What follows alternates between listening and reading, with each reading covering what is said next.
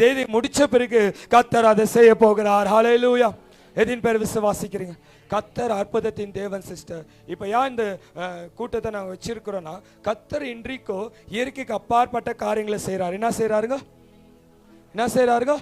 இப்போ அற்புதம் நடக்கலன்னு நம்ம என்ன பண்ணக்கூடாதுன்னா, அது அற்புதம் நடக்காது, திரும்பி என் வாழ்க்கையில் அதிசயம் நடக்காதுன்னு நீங்கள் விட்டுறக்கூடாது. கர்த்தரை நம்பி வரும்போது முடியாதவைகளை கர்த்தர் முடிய வைக்க வல்லவராக இருக்கிறார். ஹல்லேலூயா, ஹல்லேலூயா. இனிமேல் எனக்கு மிராக்கல் நடக்காது, ஹீலிங் நடக்காது, பிரேக் த்ரூ வராது, சில பிளஸ்ஸிங் வராது, சில பணங்கள் வராது அப்படின்னு சொல்லிட்டு ஏதோ ஒரு காரியத்தில் நீங்கள் ஸ்டக்காக இருக்கலாம். இன்னைக்கு கர்த்தர் சொல்கிறார், உன்னோடு கூட இருந்து நான் செய்கிற காரியங்கள் பயங்கரமாக இருக்க போகிறது. ஹல்லேலூயா, ஹல்லேலூயா, ஹல்லேலூயா.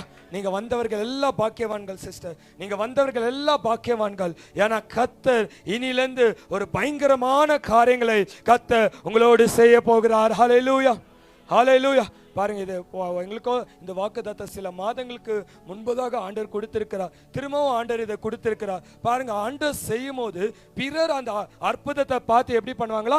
ஆச்சரியப்படுவாங்களா? ஹல்லேலூயா. எப்படி படுவாங்க சிஸ்டர்? ஆச்சரியப்படுவாங்க. அப்படின்னா முதலாவது கர்த்தர் சொல்கிற வார்த்தை, உன்னோடு கூட இருந்து கர்த்தர் பயங்கரமான காரியங்களை செய்ய போகிறார். ஹல்லேலூயா, ஹல்லேலூயா. அடுத்தது பிறர் அதை பார்த்து ஆச்சரியப்படுற அளவுக்கு